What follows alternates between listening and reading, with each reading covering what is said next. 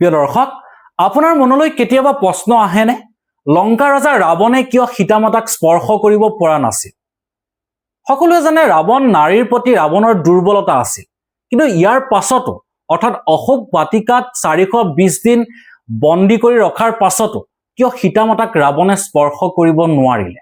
এনে কিবা গোপন কথা লুকাই আছে নেকি, যি কথা শুনিলে আপুনি আচৰিত হ'ব? নমস্কাৰ, মোৰ নাম অনন্ত নাথ। আন এক জ্ঞানবৰ্ধক ভিডিঅ'লৈ মই আপোনালোকক স্বাগতম জনাইছো।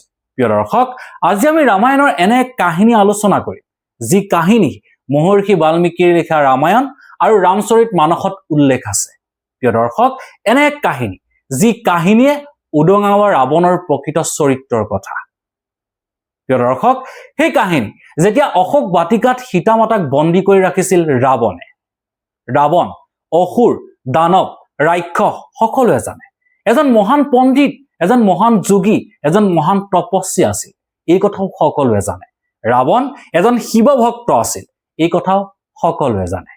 কিন্তু ৰাৱণৰ এই সকলো গুণ থকাৰ উপৰিও তেওঁৰ এটা গুণ আছিল, তেওঁ ৰূপ সলাব পাৰিছিল। আৰু যেতিয়া ৰাম, লক্ষ্মণ, সীতা বনবাসত আছিল, সেই সময়ত ৰাৱণে ৰূপ সলাই সন্যাসীৰ বেশ ধৰি সীতামাতাক হৰণ কৰি আনিছিল অশোক বাটিকা বা লংকালৈ। লক্ষ্মণে সুপৰ্ণখাৰ নাক কাটিছিল আৰু ইয়াৰ প্ৰতিশোধ ল'বৰ বাবে সীতামাতাক ৰাৱণে হৰণ কৰি আনিছিল।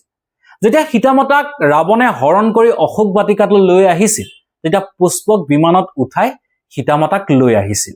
আৰু পুষ্পক বিমানত উঠাই সীতামাতাক লৈ আহোঁতে ৰাৱণক সীতামাতাই কৈছিল, ৰাৱণ, মই পৰৰ স্ত্ৰী হয়, অৰ্থাৎ দশৰথৰ পুত্ৰ ৰামৰ ধৰ্মপত্নী হয়, তুমি মোক হাত নলগাবা, মোৰ পৰা আঁতৰি থাকা।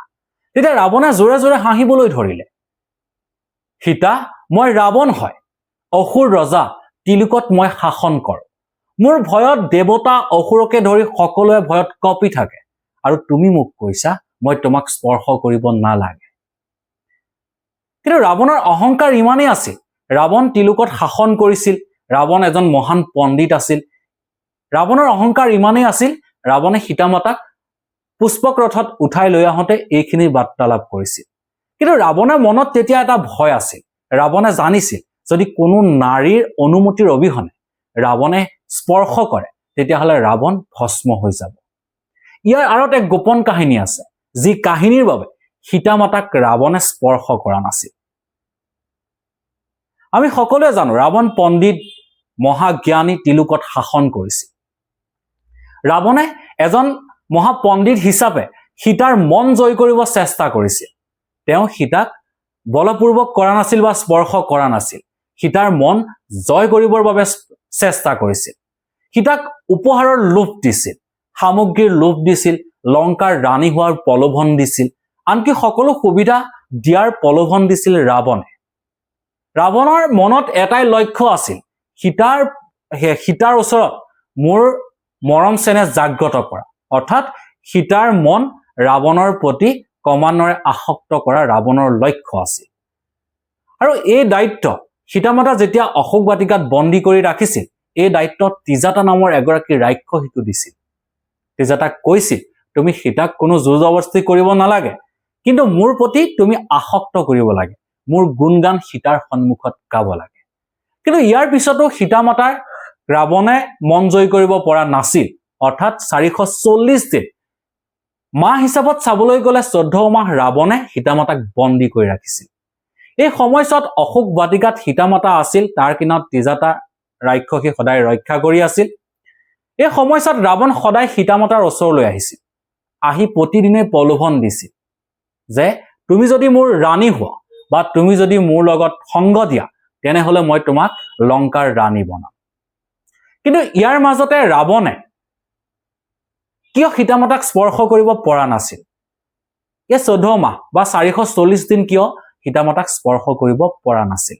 ইয়াৰ কাৰণ এটাই হ'ল, ৰাৱণক এজন ঋষিয়ে অৰ্থাৎ এজন দেৱতাই শাপ দিছিল, যদি কোনো নাৰীয়ে বা কোনো নাৰীৰ মনৰ অনুমতিৰ অবিহনে ৰাৱণে স্পৰ্শ কৰে, তেতিয়াহ'লে ৰাৱণৰ 100 টুকুৰা হৈ বিভক্ত হৈ যাব, ৰাৱণ সেই সময়তেই ভস্ম হৈ যাব। প্ৰিয় দৰ্শক, ৰাৱণক সেই অভিশাপ দিয়া দেৱতাজন বা ঋষিজন আছিল নলকুবৰ। আপোনালোকৰ মনত প্ৰশ্ন হ'ব পাৰে এই নলকুবৰ কোন? আমি এই ভিডিঅ'টো আলোচনা কৰিম, শেষলৈকে শুনি থাকক। সেই নলকুবৰে ৰাৱণক অভিশাপ দিছিল, শাপ দিছিল যে তুমি যদি কোনো নাৰীক অনুমতিৰ অবিহনে স্পৰ্শ কৰা তেনেহলে তুমি ভস্ম হৈ যাবা, তোমাৰ শৰীৰ 100 টুকুৰাত বিভক্ত হ'ব, তোমাৰ দহুমূৰ 20খন হাতে তোমাক ৰক্ষা কৰিব নোৱাৰিব। এই অভিশাপৰ বিষয়ে ৰাৱণৰ মনত আছিল, কাৰণ ৰাৱণ এজন পণ্ডিত, আৰু পণ্ডিত হিচাপে ৰাৱণে সকলো কথা জানিছিল। তেওঁ বুজি পাইছিল যে এই অভিশাপৰ বিপৰীতে গৈ যদি মই কোনো নাৰীক স্পৰ্শ কৰোঁ তেতিয়াহলে মোৰ মৃত্যু অনিবাৰ্য। সেয়েহে তেওঁৰ সীতাৰ মন জয় কৰিবৰ বাবে বাৰে বাৰে চেষ্টা কৰিছিল। দৰ্শক, কিন্তু এতিয়া প্ৰশ্ন হ'ল নলকুবৰ কোন আছিল? সেইজন ঋষি বা সেইজন দেৱতা কোন আছিল যি দেৱতাই ৰাৱণৰ দৰে এজন মহান প্ৰতাপী ৰজা বা মহান প্ৰতাপী পণ্ডিতক অভিশাপ দিছিল? সেইজন নলকুবৰ কোন আছিল? প্ৰিয় দৰ্শক, যেতিয়া ৰাৱণে তিলুকত শাসন কৰিছিল বা তিলুক জয় কৰি যেতিয়া ৰাৱণ উভতি আহিছিল লংকালৈ, তেতিয়া নলকুবৰক লগ পাইছিল। নলকুবৰক নিজৰ ভাতৃ হিচাপে ৰাৱণে পৰিচয় দিছিল। কিন্তু আচৰিত কথাটো হ'ল ইয়াতে আৰম্ভ হৈছিল ৰাৱণৰ সেই অভিশাপৰ পথটো। ৰাৱণে জনা নাছিল নলকুবৰৰ এগৰাকী পত্নী আছিল, যাৰ নাম আছিল ৰম্ভা। ৰম্ভা অতিকৈ সুন্দৰী, অপ্সৰা, দেখিলে মন মুহি যোৱা এগৰাকী নাৰী আছিল। ৰাৱণ মহিলাৰ প্ৰতি দুৰ্বলতা আছে ৰাৱণৰ, এই কথা ৰামায়ণত পোৱা যায়, আৰু সেই অনুসৰি ৰাৱণে ৰম্ভাৰ প্ৰতি মোহিত হৈছিল। ৰাৱণে এই কথা কেতিয়াও নলকুবৰ বা ৰম্ভাক কোৱা নাছিল। কিন্তু ভাতৃৰ বন্ধুত্ব বা ভাতৃৰ সম্পৰ্কৰ সম্বন্ধত এদিন ৰম্ভা ৰাৱণৰ ৰাজসভালৈ আহিল, অৰ্থাৎ লংকালৈ আহিল। সেই সময়ত ৰম্ভাৰ চেহেৰা, ৰূপ, গুণ দেখি বা স্বৰ্গৰ অপ্সৰাক দেখি ৰাৱণ মোহিত হৈছিল, আৰু ৰম্ভাক ৰাৱণে স্পৰ্শ কৰিছিল। আৰু তেতিয়া ৰম্ভাই ৰাৱণক কৈছিল যে ৰাৱণ, তুমি মোৰ জ্যেষ্ঠ, অৰ্থাৎ মোৰ স্বামীৰ ভাতৃতুল্য, অৰ্থাৎ তোমাৰ পুত্ৰ সম মই হ'ম, আৰু তুমি মোৰ লগত এনে কাম কিয় কৰিছা? কিন্তু এই সময়ত ৰাৱণে সেই কথা শুনা নাছিল, অৰ্থাৎ ৰম্ভাৰ লগত ৰাৱণে স্পৰ্শ কৰিছিল, আন কাম কৰিব বিচাৰিছিল। তেতিয়া ৰম্ভাই ৰাৱণৰ এই কাৰ্যত ক্ষোভিত হ'ল আৰু নলকুবৰক সকলো কথা খুলি কৈছিল। আৰু নলকুবৰেও সকলো কথা গম পাইছিল। তেওঁ এজন তপস্বী আছিল, তেওঁ তপৰ শক্তিৰে ৰাৱণৰ কুকৰ্মৰ কথা নলকুবৰে গম পাইছিল। আৰু যেতিয়া এই কথা গম পালে, ৰম্ভাইও নলকুবৰক এই কথাখিনি খুলি ক'লে, তেতিয়া নলকুবৰে নিজৰ কমণ্ডলু, অৰ্থাৎ নিজৰ কমণ্ডলু হাতত লৈ লংকাত উপস্থিত হ'ল। আৰু লংকাত উপস্থিত হোৱাৰ পিছতে নলকুবৰে ৰাৱণক শাপ দিলে। ৰাৱণক শাপ দি এটা কথাই ক'লে, ৰাৱণ, তুমি যদি কোনো নাৰীক বিনা অনুমতি স্পৰ্শ কৰা তেতিয়াহ'লে তোমাৰ ধ্বংস নিশ্চিত। তুমি যদি নাৰীৰ মনৰ অবিহনে তেওঁক জোৰ জবস্তি কৰিব বিচাৰা তেতিয়াহ'লে তোমাৰ শৰীৰ 100 টুকুৰাকৈ বিভক্ত হ'ব, আৰু সেই সময়ত তোমাৰ মৃত্যু হ'ব। এই অভিশাপৰ কথা ৰাৱণে মনত ৰাখিছিল, অৰ্থাৎ এই অভিশাপৰ বিষয়ে ৰাৱণৰ মনত আছিল। তেতিয়াৰে পৰা ৰাৱণে ভয় খাইছিল নাৰীক স্পৰ্শ কৰিবলৈ, অৰ্থাৎ যেতিয়া সীতামাতাক ৰাৱণে হৰণ কৰি অশোক বাটিকাত বন্দী কৰি ৰাখিছিল, তেতিয়া ৰাৱণে ভয় খাইছিল সীতামাতাক স্পৰ্শ কৰিবলৈ। সেয়েহে 420 দিন সীতামাতাক অশোক বাটিকাত বন্দী কৰি ৰখাৰ পিছতো ৰাৱণ কাষ চাপিব পৰা নাছিল সীতামাতাৰ ওচৰলৈ। অৰ্থাৎ এই 14 মাহ প্ৰতিদিনে ৰাৱণ সীতামাতাৰ ওচৰলৈ গৈছিল, কিন্তু সীতামাতাৰ কাষ চাপিব পৰা নাছিল ৰাৱণ। প্ৰিয় দৰ্শক, সেইবাবে ৰাৱণৰ কবলত থকাৰ পিছতো সুৰক্ষিত আছিল সীতামাতা। 14 মাহ অৰ্থাৎ 420 দিন ৰাৱণৰ কবলত থকাৰ পিছতো ৰাৱণে আঙুলি এটাও স্পৰ্শ কৰিব নোৱাৰিছিল সীতামাতাৰ।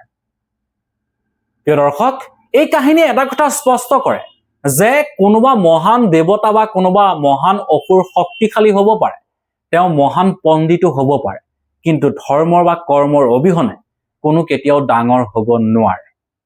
ৰাৱণ এজন মহান পণ্ডিত আছিল, ৰাৱণে এই কথা সম্পূৰ্ণৰূপে গম পাইছিল যদি নলকুবৰৰ এই কাহিনী বা নলকুবৰৰ সেই অভিশাপৰ তেওঁ শ্ৰদ্ধা নকৰে তেতিয়াহ'লে তেওঁ ধ্বংস হোৱাটো নিশ্চিত। প্ৰিয় দৰ্শক, এইবাবে সীতামাতাৰ ওচৰৰ পৰা বা সীতামাতাক স্পৰ্শ কৰিব পৰা নাছিল ৰাৱণে। প্ৰিয় দৰ্শক, ৰাৱণৰ এই কাহিনীৰ পৰা আমি কি শিকিলো? প্ৰথম কথাটো হ'ল জ্ঞানী মানুহে নিজৰ কৰ্মৰ সীমা জানে। ৰাৱণৰ শক্তি আছিল, ৰাৱণৰ ক্ষমতা আছিল, কিন্তু তথাপিও তেওঁ সীতামাতাৰ ওচৰলৈ যোৱা নাছিল কাৰণ তেওঁ অভিশাপৰ কথা গম পাইছিল। দ্বিতীয়ত হ'ল শত্ৰু হ'লেও ধৰ্ম সীমা থাকে। ৰাৱণ ৰাক্ষস আছিল, ৰাৱণ অসুৰ আছিল, তথাপিও তেওঁ সেই অভিশাপৰ পাছত সীতামাতাক অশোক বাটিকাত বন্দী কৰি থওঁতে তেওঁ সন্মান কৰিব জানিছিল। তৃতীয়ত হ'ল বলপূৰ্বকভাৱে কেতিয়াও কাৰোৰে মন জয় কৰিব নোৱাৰে, এই কথা ৰাৱণে নিশ্চয় গম পাইছিল। সেইকাৰণে সীতামাতাৰ মন জয় কৰিবৰ বাবে ৰাৱণে চেষ্টা কৰিছিল, কিন্তু সীতামাতাৰ লগত কেতিয়াও বলপূৰ্বক কৰা নাছিল। ৰাৱণে সীতামাতাক মন জয় কৰিবৰ বাবে লোভ দিছিল, লালসা দিছিল, লংকাৰ ৰাণী কৰাৰ প্ৰতিশ্ৰুতি দিছিল, কিন্তু তথাপিও বলপূৰ্বক কৰা নাছিল। প্ৰিয় দৰ্শক, ৰাৱণৰ এই কাহিনীৰ পৰা আপোনালোকে কি শিকিলে? অশোক বাটিকাত সীতামাতাক বন্দী কৰি ৰাখি ৰাৱণে স্পৰ্শ কৰিব নোৱাৰাটো ভয় আছিল নে তেওঁ পণ্ডিতৰ এটা গুণ আছিল? প্ৰিয় দৰ্শক, এনেবোৰ কাহিনী পাবলৈ বা ৰামায়ণৰ এনেধৰণৰ কাহিনী পাবলৈ আমাৰ ইউটিউব চেনেল ধাৰ্মিক কথাক লাইক, শ্বেয়াৰ আৰু ছাবস্ক্ৰাইব কৰিব বুলি আশা কৰিলোঁ। প্ৰিয় দৰ্শক, এনে ভিডিঅ' আন এজন বন্ধুলৈও শ্বেয়াৰ কৰিব আৰু সেই বন্ধুজনক ক'ব আমাৰ ভিডিঅ'টোত তেওঁৰ ফালৰ পৰা এক কমেণ্ট প্ৰদান কৰিবলৈ। আপোনালোকৰ কমেণ্ট পালে আমাৰ এক নতুন ভিডিঅ' বনোৱাত সাহস পায়। প্ৰিয় দৰ্শক, শেষত কমেণ্টত আপোনালোকে লিখিব বুলি আশা কৰিলোঁ। জয় শ্ৰীৰাম। ধন্যবাদ।